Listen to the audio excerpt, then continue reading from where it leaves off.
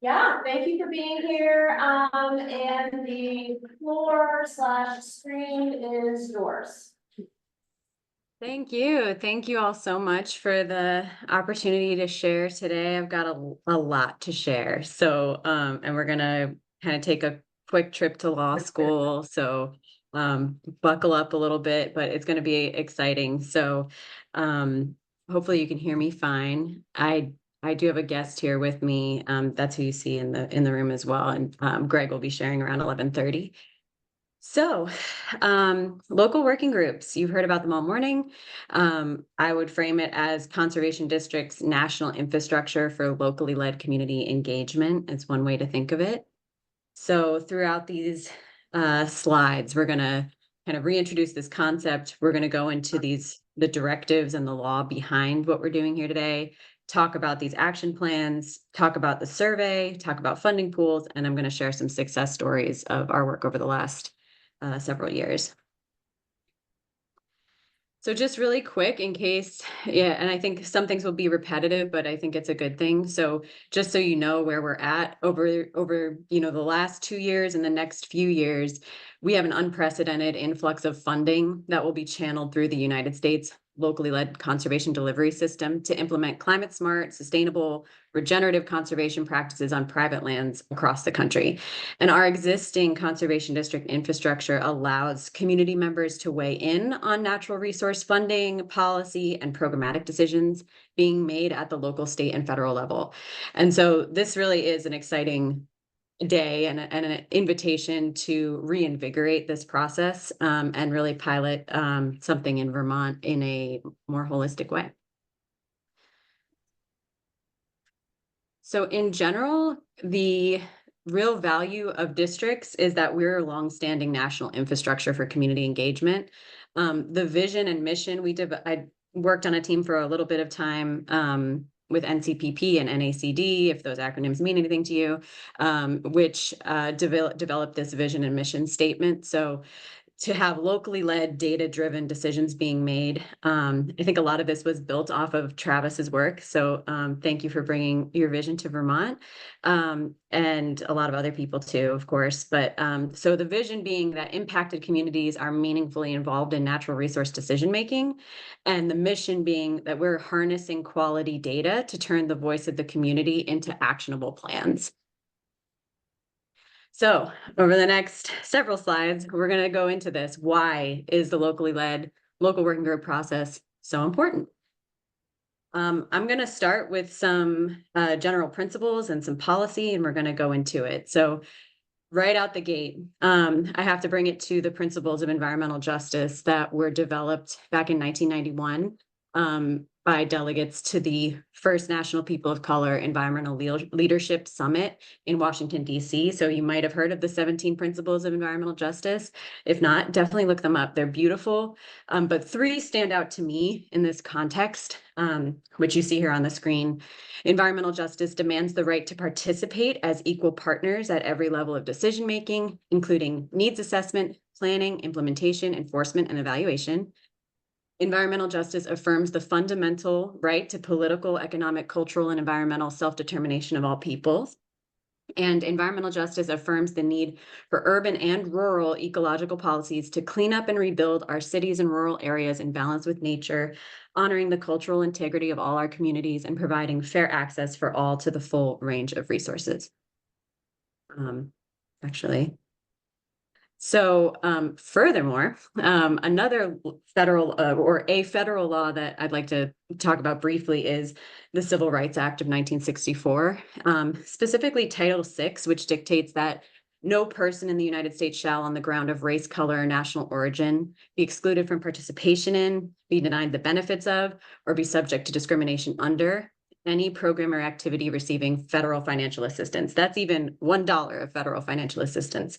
So this really dictates not what the feds do, but actually what the recipients of federal funds do. So like state agencies, like nonprofits, like potentially conservation districts, if you receive any federal funds. And what case law has shown is that in order to show compliance with this law, all recipients of federal funds must create meaningful community engagement plans and language access plans. And I'm posing to you all that the locally led conservation process is a key way that conservation districts and other recipients of federal funds can show compliance with civil rights law. I also just want to share this framework. Maybe some of you have already seen this strategy framework for a just transition that was developed by the movement generation, but this is really just showing how we can move our economy from extractive to regenerative, and the different pieces that are needed. I'm just putting it out there, but I do believe that conservation districts can help to shift economic control to communities, democratize wealth and the workplace, advance ecological restoration, drive racial justice and social equity, relocalize most production and consumption, and retain and restore cultures and traditions. And I also added this little yellow arrow pointing up, saying change the rules from the local level up, because that's really what we're talking about today, is like, how do we gather that voice of the community to inform, local, state, and national policies? So super quick, what is a conservation district? We are democratically organized municipalities. In Vermont, I'm speaking about the Vermont district specifically. We're subdivisions of state government. Some of us are watershed-based, some are county-based. And the process for establishing districts was created by the Vermont Soil Conservation Act in 1939. We're overseen by a publicly elected board of supervisors who are residents of our district. And to quote the USDA website, in the late 1930s, USDA managers began to search for ways to extend conservation assistance to more farmers, and they believed the solution was to establish democratically organized soil conservation districts to lead the conservation planning effort at the local level. You've heard a little bit of the history already. I will definitely share these slides afterwards because everything is a link, so I would encourage you to click through it. I have here a link to this paper written by Jason Drew for NACD a number of years ago, and it's beautiful history, so I definitely would recommend if you're interested to read it. But I'm pulling some excerpts from it. That back in 1936, one of the things that Hugh Hammond Bennett and his team did at USDA was actually draft a sample state law that they then shipped out to all the states in the country. And the authors of this sample state law felt that districts must be created and run by the people living within its boundaries, or the concept would never work effectively. And with this in mind, they believed all federal programs should be run through the new government entity. Hugh Hammond Bennett strongly agreed that the then Soil Conservation Service, now NRCS, should only function through this newly formed conservation districts rather than on its own. And so the concept being a local government unit governed by local land occupiers and farmers with financial and technical support provided by the state and federal governments. Bennett felt that the program should allow local farmers to control decision-making, and the federal government should provide technical and financial support.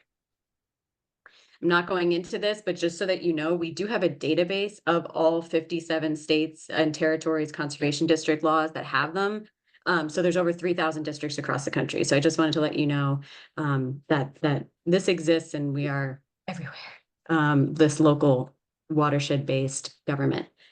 Why watersheds? I know a lot of us are county-based and on town lines, but just something to think about, why a watershed government is such a cool concept, using boundaries versus arbitrary borders. I'm not going to say anymore. So I just wanted to point out this. Oh, I'm sorry.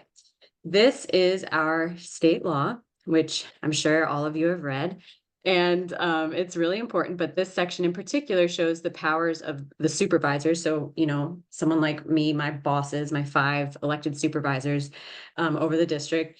I'm highlighting 2 points here that lead to this conservation action planning process as well, I think, which is that we're told in our state law that forms us to conduct surveys, investigations, and research into natural resource issues and to develop comprehensive plans for the conservation of soil resources and soil erosion and also natural resources within the district. So just to say, it is in state law, but now I'm going to go into the federal law and show you how conservation districts and how this locally led process trickles down to us. And that we're actually really baked into federal law. So super quick, just a little recap. Of course, the federal, legislature, Congress, creates laws. We've all heard about the Farm Bill, but what the Farm Bill actually is in reality is most of it, or at least the titles that we pay attention to in conservation, is really just edits to the Food Security Act of 1985. So anytime you see, the new Farm Bill, they're changing this in the programs, they're really editing this act. And so you can see this one is, the most recent enacted January 2019. So that's the 2018 Farm Bill that we know we're still kind of operating under. So anyhow, I pulled out some lines from the Food Security Act of 1985 that specifically call out conservation districts. I'm not going to read all of these. It's not really relevant, but it is because, we do exist in statute in many different ways. And so I'll let you all kind of look at that. I think it would be better to let you absorb this a little bit. We're also listed in other pieces of US code, really interesting places. So,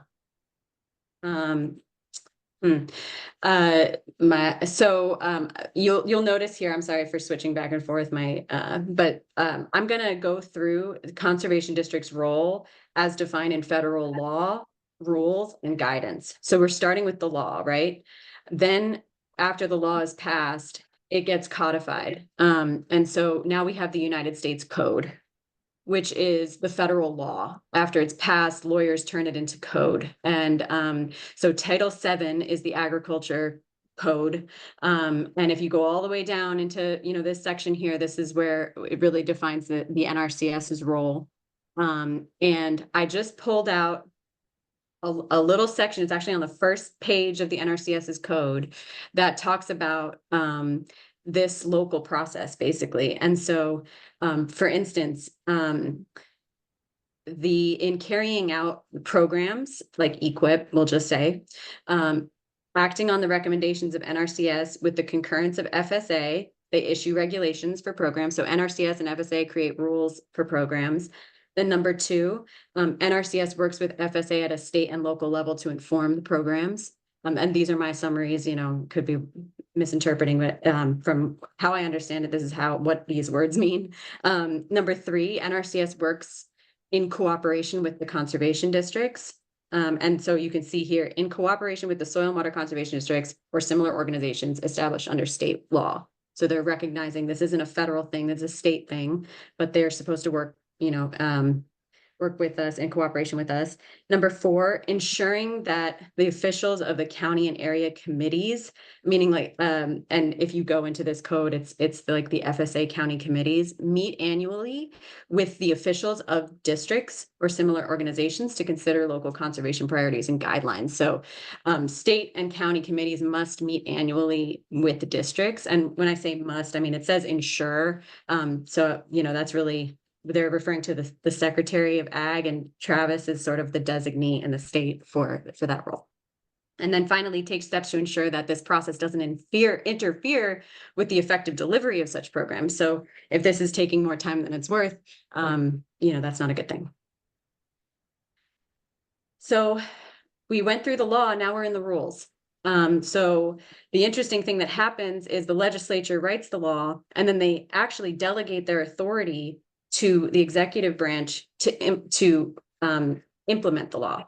And a lot of the times rules really look a lot like laws, but they're not. They are important. And that's why public participation in rulemaking is so important, because it's, agency folks aren't elected people. And so that's why we have processes like, mandatory public participation. And that's why we have this local working group process, is so that the voice of the people can still be informing what is effectively a law, but it's really just the implementation of it.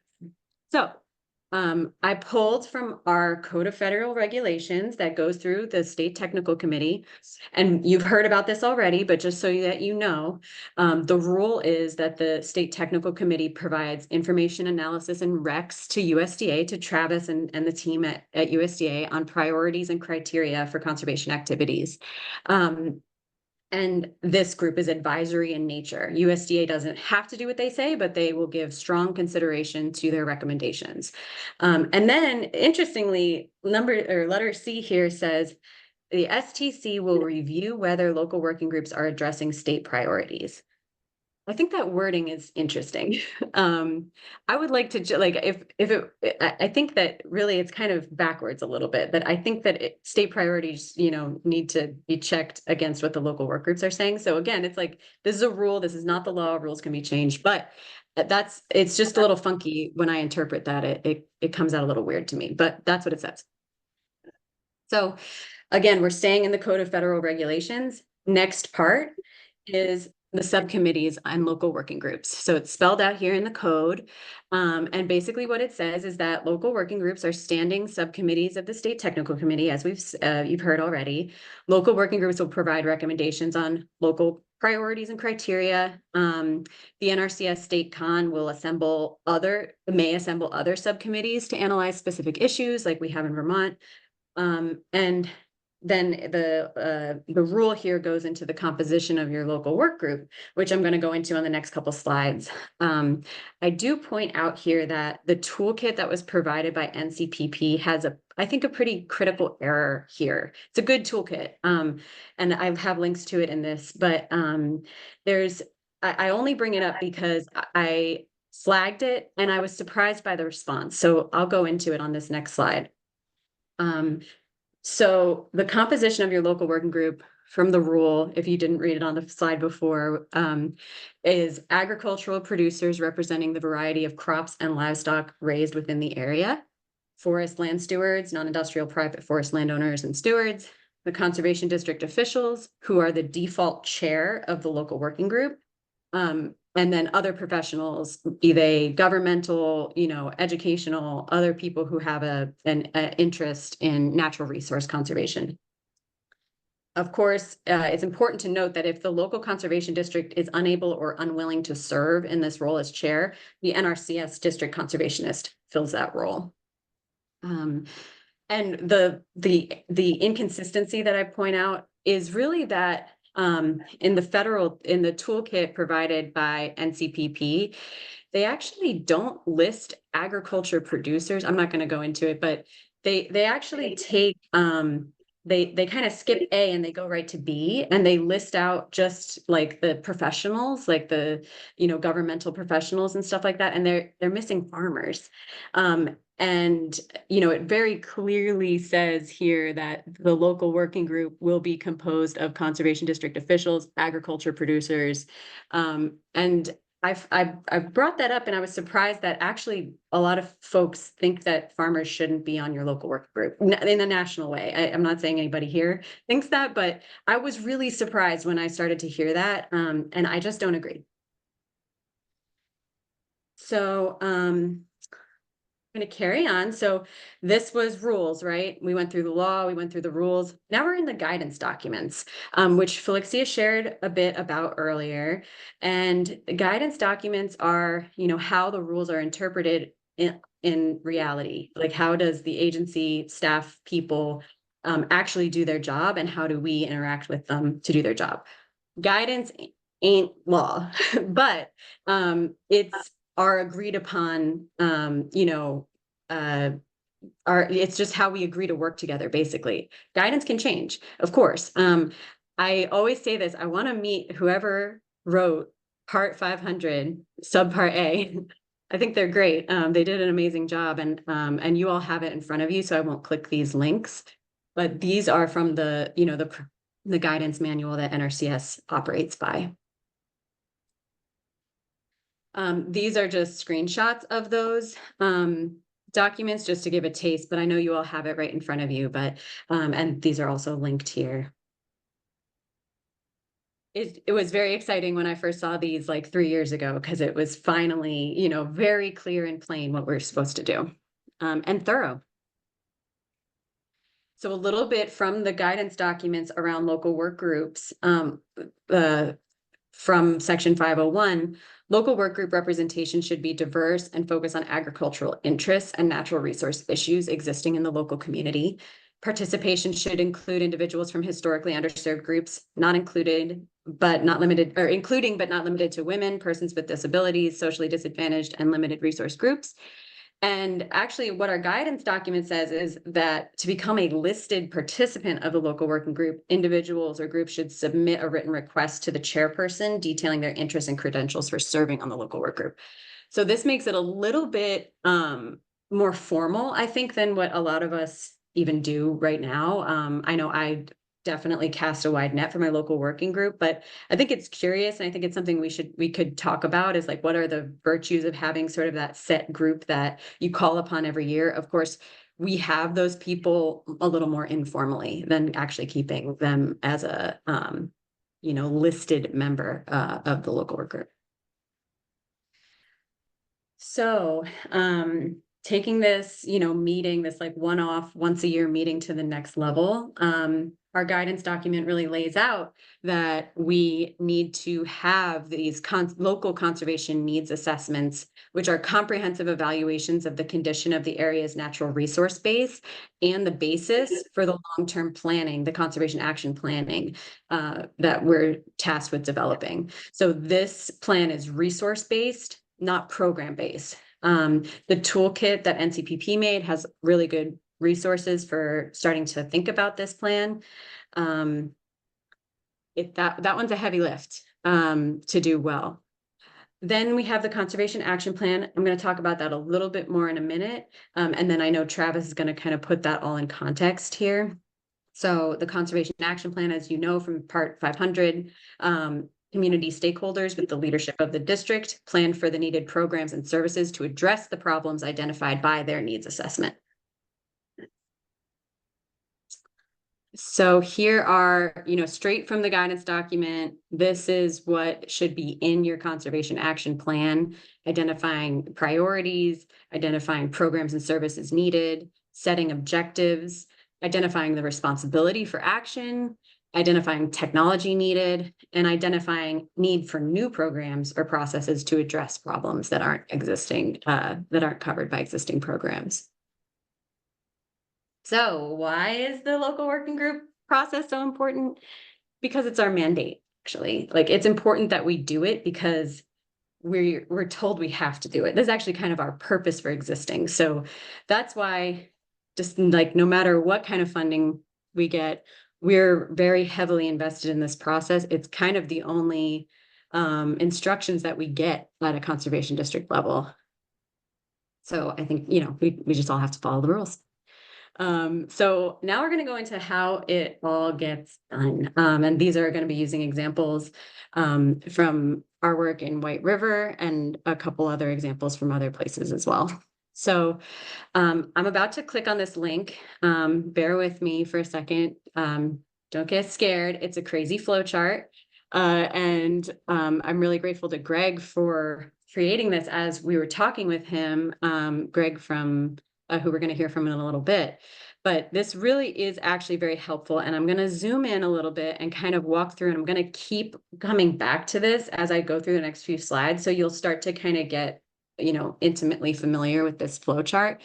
But basically, our job, we take these different types of data from surveys, from meetings, and then from actually like our staff and our own observations, and we process that data. So there are many ways we do that. And I'm going to share about all those different ways and some like tips and tricks. Privacy is always important to keep in mind, of course. Scrubbing data of PII, or, making sure that you have permission if you're going to share farmers' stories and stuff like that. If you can do it anonymously. But this yeah, so let me keep going, but I'm going to walk through this, just start to get familiar with it. Let me go back. So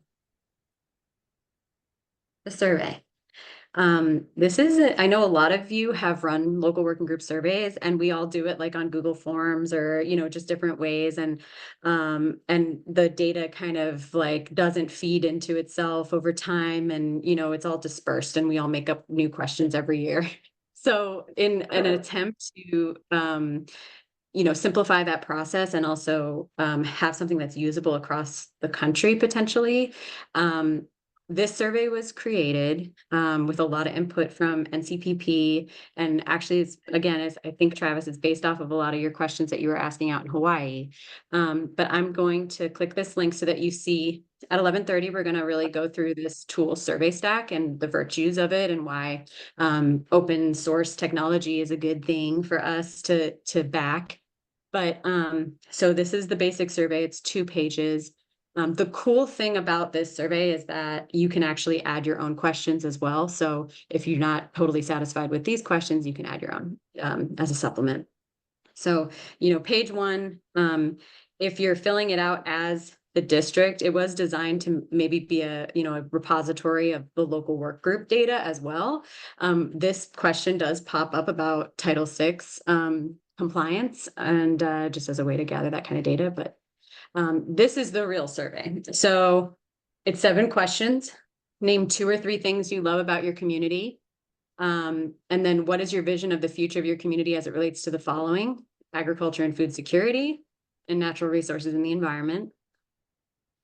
Can you identify specific or emerging issues in your community relating to the following: agriculture and food security, natural resources in the environment? And that why are these issues important to you? Or what brought these to your attention? What are the top solutions to address the issues you mentioned above? What are the barriers, if any, to achieving these solutions and addressing resource issues in your community? Well, how do we bridge the gap between where we are now and where we want to be? What resources are needed? And then just a slot for additional thoughts and comments.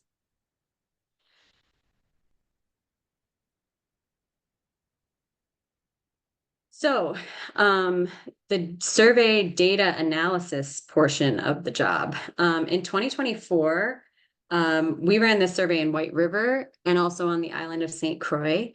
In White River, we had 28 respondents. On St. Croix, we had 56. We analyzed the results and quantitatively processed some of the data by hand. You can see me and Michael there at AgriFest processing data real time. And then we did run the data through ChatGPT, which is an AI large language model tool. It's to qualitatively process the data. And I'm going to click on these results. So this is just the appendix to my local working group report, but it actually is an overview of what we heard from the survey. Let me maybe scroll to, okay, question 1, what do you love about your community? And you can kind of see, I know it's probably small, maybe I can zoom in, the natural beauty, community spirit and neighborliness, access to local resources. So the importance of asking that question really is to kind of identify what is it that people want to protect? And then what's the real true purpose of all this? So I think it's really important to ask those types of visioning questions. It's like question number 2, what's your vision of the future as it relates to agriculture and food security, support for small family farms, development of local markets, preservation of agricultural soils, sustainable and regenerative practices, community engagement and resilience. So you kind of get it. And then again, what's your vision as it relates to natural resources and the environment? Fully functioning watersheds and stream restoration, preservation of ag soils, long-term conservation of natural habitats, sustainable use, et cetera, et cetera. So visioning for the community is a really important thing so that we're not chasing our tail. We're actually shooting toward a common goal. So that's why I do like the results of this survey, even though it seems really simple at first. I think it's important. And of course, we have the problems identified as well. But I'm going to click onto the St. Croix results. Oh, no, not yet. Let me click on this first. Just to show you that the survey data identified some very specific issues that are very NRCS related at the end of the day, which is really the hope, is that this data might be very broad and un-NRCS specific, but we're starting to translate it down. So I'll speak more on that in a second. But you can kind of see some of the issues identified that's very specific to NRCS on the USVI survey. And then similarly, you know, the vision of the community, the desire for self-sufficiency, the desire for small-scale agriculture, the need for land access, that kind of thing, where it's like, so if we can do that gut check with community, then if we see a policy that's actually working against that goal, in effect, then, you know, it's not worth it. Can you zoom into the document more? Yes, I can, but maybe I'll go up because this part I think would be really interesting to y'all. You know, these are sort of like farmers' experiences trying to access NRCS programs. And then here are some solutions that were identified. Okay, I'm not gonna dwell on that too much more, but I do want to show you, just to go back to the Miro flow chart again, you know, where we're at on this. So we surveyed the public. We have, you know, Michael Fernandez in Bennington County uses these polls as well, which are like live polls during his meetings, which is just really good, like temperature check data. And so anyway, all this data comes together. That's more on the meeting side, so I'll wait on that. I'm getting ahead of myself.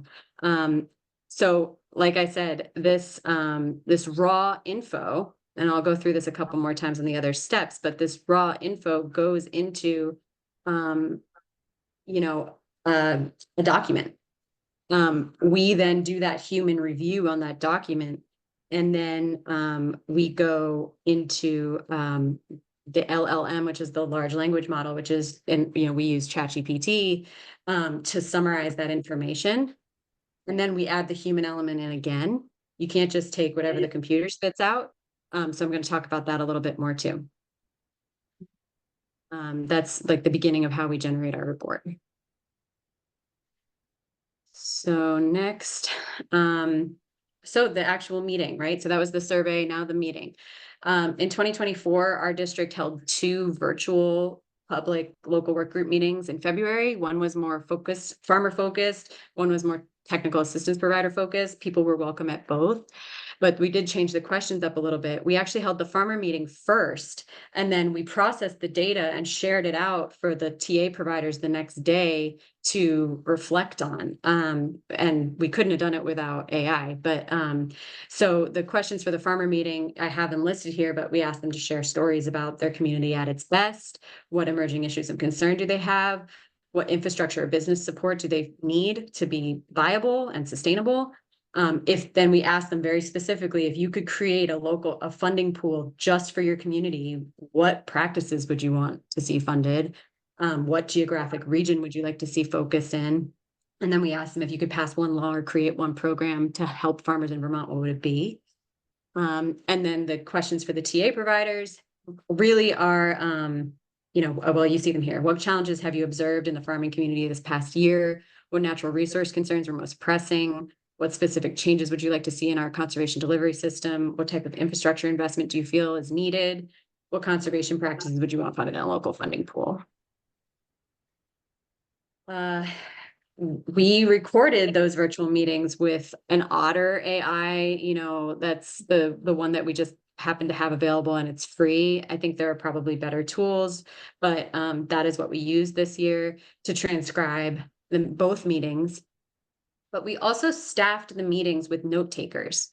And this is sort of a really important piece, is that we have our like note taker meeting ahead of time, and you don't try to take thorough notes as a note taker. You actually are just there to capture things like key phrases, like when a farmer says something that's so genius or like hilarious, and you want to, you know, it kind of just captures the moment.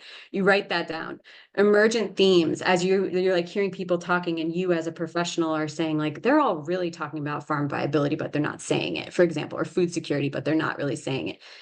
The action items, like the big go-to, like we can't forget to do this because they just hit it on the head, and those kinds of aha moments. Something I didn't list here on this slide that I wanted to add is emotions, like those is the whole group nodding? Is the whole group crying? Like, or is the person telling the story upset? Like those types of observations of like, maybe this thing is only said one time, but because you're seeing them say it, you know, it's actually really meaningful. That's what we need to capture as human beings. So because that's something the computer just doesn't pick up on and never will, and it shouldn't. And we will never replace, you know, us and community. So anyway, take the transcripts, we put them into a PDF, we upload them to ChatGPT as raw data. And then we can ask it questions of the data. So, you know, you could start with summarize this data. It could be super simple and it does a pretty good job. It's not going to spit out your whole report though. You have to like massage it and work with it. So you have to ask it questions like, what are the common themes of this data? What solutions did people identify? You could even go in deeper, like what solutions did people identify relating to, you know, flood resiliency. I ask it, how can USDA-NRCS conservation programs address the issues raised? It knows what NRCS does. The AI knows. So there's a lot of information in there that it can actually tell you practice codes. You don't have to do all this translating by yourself. You don't have to be an expert in NRCS really to get some really good pointers. And then you can start to have those conversations afterwards around what came out, what was the output. We thoroughly read through the output of these reports. We read every word, we edit it, we, you know, consolidate it, we integrate our human written notes. And then our final report are from this year. All our reports are viewable here at our website, whiterivernrcd.org/reports. And, you know, this, for example, this was our local funding pool request and local working group report. I'll just show you the table of contents really, because it's overwhelming when people scroll through documents, I know. I'm trying to zoom in so you can see it. So yeah, we have, you know, a 25-page report basically going through the purpose, the methods, issues that were raised, including economic challenges, environmental and regulatory challenges, access and awareness. We have specific conservation practices recommended for focus. We have recommendations to improve access to programs, a lot of talk about that. We have recommended new practices for Vermont, and then we have our local funding pool requests, and then we have our appendix, which includes the summary. I don't think I have this on the table of contents, I'm realizing, but it includes the summary of the survey. So let's see, what's my next slide? So here's some pictures. We also held a local work group meeting. We helped to hold it up down on St. Croix in February, right before we held our meetings here in Vermont. And you know, this one was in person. This was during AgriFest. There was also a tree planting. The Forest Service was there. The USDA-NRCS was there. The Agency of Ag on the island was there. The Conservation District was the chair. Yeah, it was a really helpful, I think, meeting for all of us. Just wanted to share that. You can also do this in person. It doesn't have to be virtual. The transcribing piece is a little bit different though, as you can imagine. So if you're not sure what to discuss with your local working group, there's so many topics you can engage in. I'm, you know, listing them all here. This all comes from our guidance documents though. So anything I've really have up here is most of it's lifted from the guidance.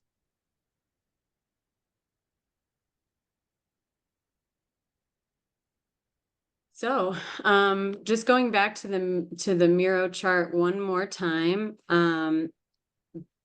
we have another piece of our types of data. As you can see here, we did the survey, we did the local meetings. We also collect data from our staff and technical service providers throughout the year, ideally. That's a really important piece that, you know, inviting someone to a one-off meeting in February, you're gonna miss a lot. It's really that real-time, like iterative policy development that we're trying to get at here, where people are capturing in real time when they hit a hurdle and maybe a barrier and a solution. So for us, throughout the year, we collect data on issues and opportunities. Our field notes for all our field visits are tracked in a tool called HubSpot. It's like a CRM, like for customer database type of thing. Any information utilizing that data set has to be scrubbed for PII, of course. Issues that our staff encounter throughout the conservation delivery system are discussed in staff meetings and tracked on a spreadsheet. I think probably a lot of you have heard me talk about my broken things spreadsheet, but we do pull from that spreadsheet to produce reports such as a response to state technical committee questions throughout the year, as seen in this report to the local working lands subcommittee that we produced this year sometime. And, we have outlined, it's just like some stuff that is just like, oh, I wish it didn't work like this, or like, oh, every time I, click this button, I hit a wall. I find that giving our staff kind of an outlet to buy, like, if they're angry about something, not angry, but like if something's frustrating them and they can just put it into a broken things spreadsheet.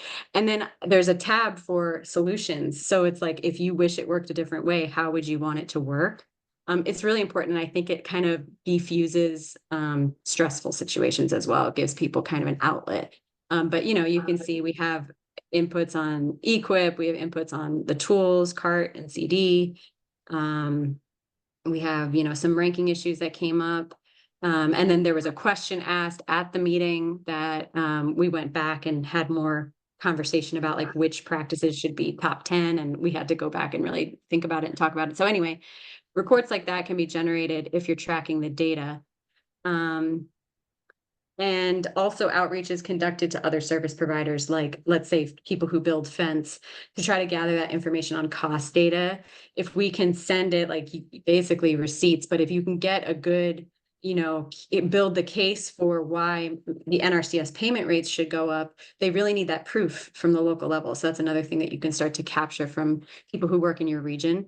I'm also hoping someday to produce a survey, like a local working group producer survey, to capture real-time feedback from farmers when their head is sort of, when they're actually thinking about, like, did this contract, were the practice scenarios, did they make sense? Like, were they, did they not really function for my property, maybe? Like, were the specs, to our liking, I guess you could say. And then, like, were the payment rates way off?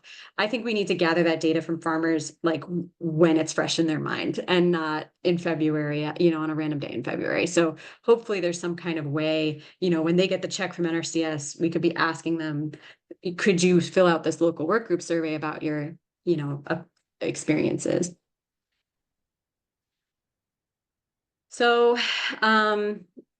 as you can see, there's really 4 major reports that are, and this is just my interpretation, we might get different guidance, but the way that we've been running it, there's really like 4 pieces that come out of this process: the local needs assessment, the conservation action plan, the local working group annual report, and a local funding pool request.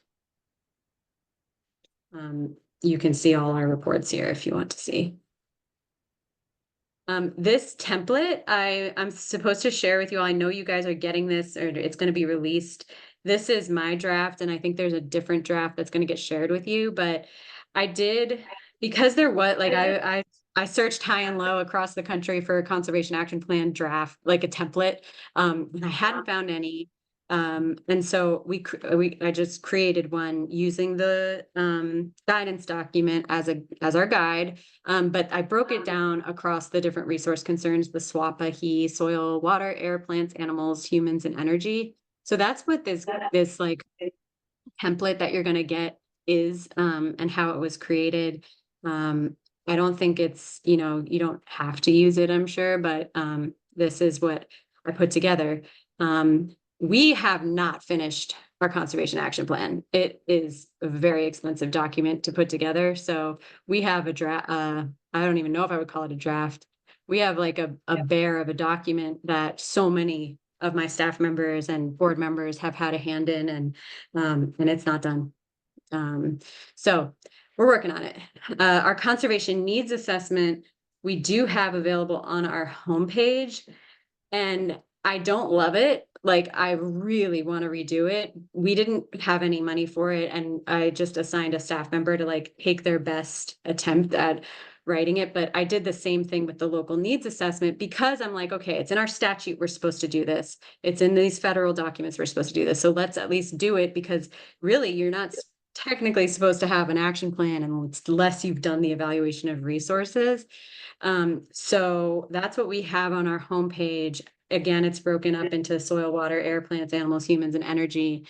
But just to give you a sense, you know, if you click on one of these boxes, it'll take you to the report. We pull from reports across the state, like, you know, for water, we certainly pull from the basin plans.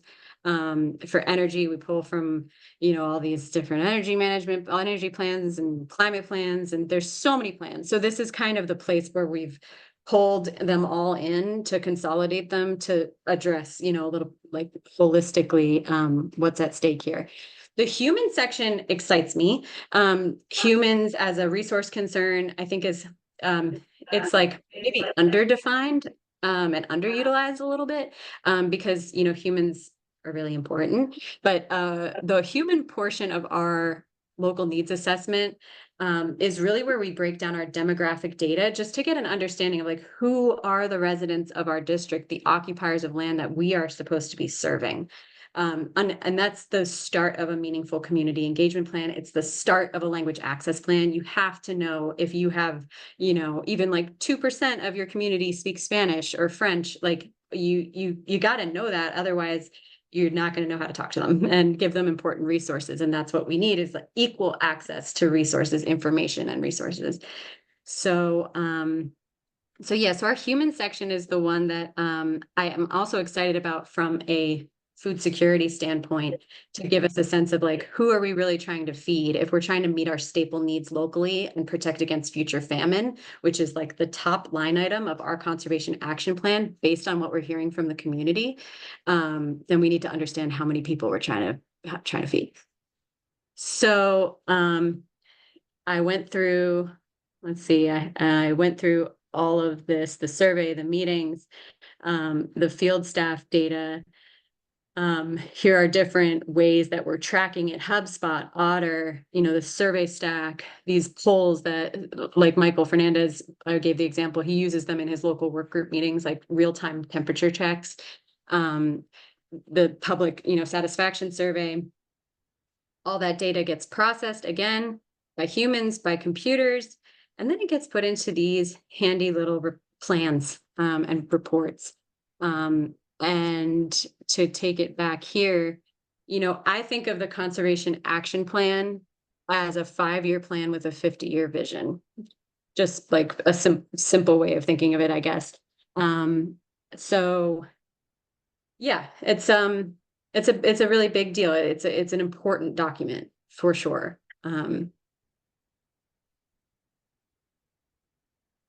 If you haven't heard about local funding pools yet, well, now's your chance. This is so exciting. This is what, you know, obviously you guys have heard about it this morning. As far as I know, local funding pools are currently available in at least 6 states: Hawaii, Minnesota, Montana, Oregon, South Dakota, and Vermont. Might be wrong, but that's from my research, that's what I've figured out. And this is a really exciting new opportunity. And we're really lucky that, you know, that we have Travis here, who's such a champion of this. So yes, in Vermont, we've rolled this out for, I think, 3 or 4 years now, to direct a special pot of EQIP money into a particular watershed or county so that applicants can be ranked without competing for statewide funds. You can request, well, let me go to the next slide. I'm going to talk about some success stories. It's 11:30. I don't have a whole lot more time, so I do want to get to how this all works in examples.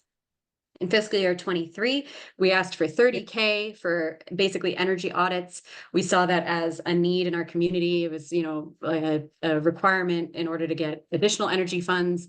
And, you know, typically, if you just walked into an office and asked for an energy audit, you probably wouldn't rank high enough to get it. So we thought it was a really good practice round for our local fund pool.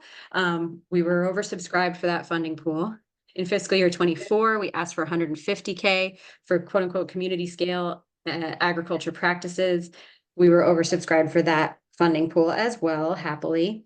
And so in fiscal year 25, we actually asked for $1 million, 800 for agroforestry and community scale practices, and 200,000 for a smaller subset of our watershed for beaver and wildlife habitat improvement practices in the Ompompanoosuc watershed. I should mention, we run the Ottaquechee process as well. We have an agreement with the board of the Ottaquechee Conservation Districts.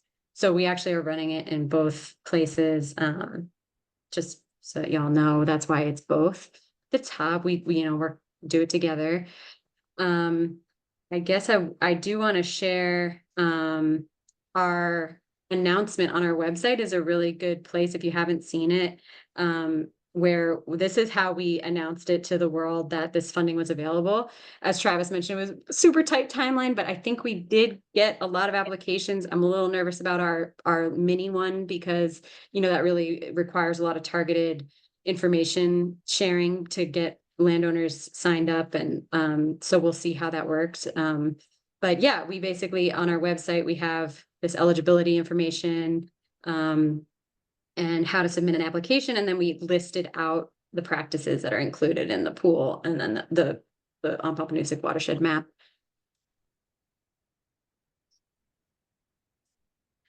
A success story from our local working group report last year. And this is an example of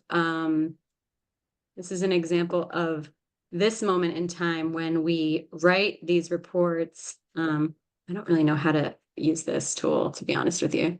I think I just messed it up. Greg, you can fix it. But this is how I'm going to go back to my presentation instead. This is how we, we process this data. We send it up the chain to the state technical committee, and they read our report. And it was decided, we requested 3 practices to be turned on in Vermont this year: deep tillage, contour orchard, and perennial crop, and then grazing land mechanical treatment. As far as I know, there were several practices that were turned on. Deep tillage was one of them. So, and this request was based on we heard through all this work we did that there was community desire to utilize innovative conservation equipment and deal with soil compaction and improve soil health. And really, deep tillage isn't really tillage. It's more like cutting. You're not inverting the soil. And you can see here, this is an excerpt from our report that I have screenshotted here. So you can see like how we kind of pitched it, how we put some, thought behind why we were requesting this to be turned on. And so happily, 324 deep tillage is going to be, worked on to be turned on. There's a lot of steps to take before it's actually available for people. Of course, it's still going to trigger cultural resource review and NEPA compliance and all that stuff, but it will be a practice that can receive cost share in the near future. And then another success story involves all of you, and many of you. You might remember way back in 2021, we held focus groups with 72 participants in 5 regions across the state relating to, what at the time was the soil health and payment for ecosystem services working group. We did this on our own volition, out of our own pockets, because it essentially is a local working group process to gather input for a state, decision-making process. So that's why we did it and kind of how we justified doing it. We had a lot of help. I had interns from the law school helping. This was all pre-ChatGPT, so everything was processed by hand. But then the kind of amazing thing is that AI came online after we had this document completed. And my issue with the document and why I was sitting on it for so long without publishing it was because it was in so many different voices. Like, because we had so many people taking this on, it didn't flow. It was written just, everybody writes differently. So what I did was I put the whole document into AI, and I had to rewrite the whole document in a standard voice. So now on our website is available this document. I'm sure like many of you haven't seen this, but so many of you had a hand in this. And there is really good information in there. That there's a full version of the report and then there's a short report. And so, thanks to everybody who was involved in that. So just to give, this is my most modest version of how much time this took us. And so basically we have, we have here at the top, I'll just walk through it one more time. We have the data, right? We process the data a few different ways. We create these reports and plans out of this data. We send it to the state technical committee. It needs to be translated into the language of power, essentially.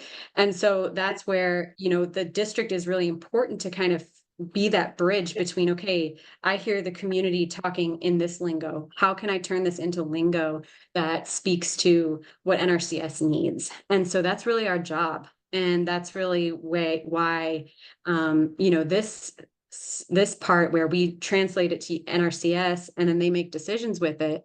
One thing that, over the next couple of years, we're definitely going to improve upon, and I'm excited about, is that iterative cycle where, so now NRCS makes some actions. They told us at the state technical committee, for instance, that they're turning on that practice deep tillage. I'm curious too to hear why the other ones, just for example, why the other ones weren't accepted, like what is the thinking, and just to have that conversation continue. And so that's an important piece of the puzzle, is for NRCS to then tell us, like, okay, this is how we use, this is what we took, this is what we didn't, and why. And then we can use that, to inform our next year process. This doesn't just happen once. Community engagement is forever. This is our mandate. And so we now have to implement and iterate. And that's a step that I haven't included here with hours, but again, just like really, really conservative hours here. And it doesn't include all the hours that are spent in like developing these models and stuff like that. But you can see, the total here is 410 hours, and, multiplied by our billable rate at the district, that's $26,650. That doesn't include any costs of like actually hosting meetings or anything like that. I'm not really including that in the cost, but you can get a sense, like, this is really important and can easily cost, if we were really doing it well. I mean, I think districts should all get $100,000 a year from the state, 50 for a staff member and 50 for their community engagement process, because that's really what we're meant to do. So no surprise there. That's it for me.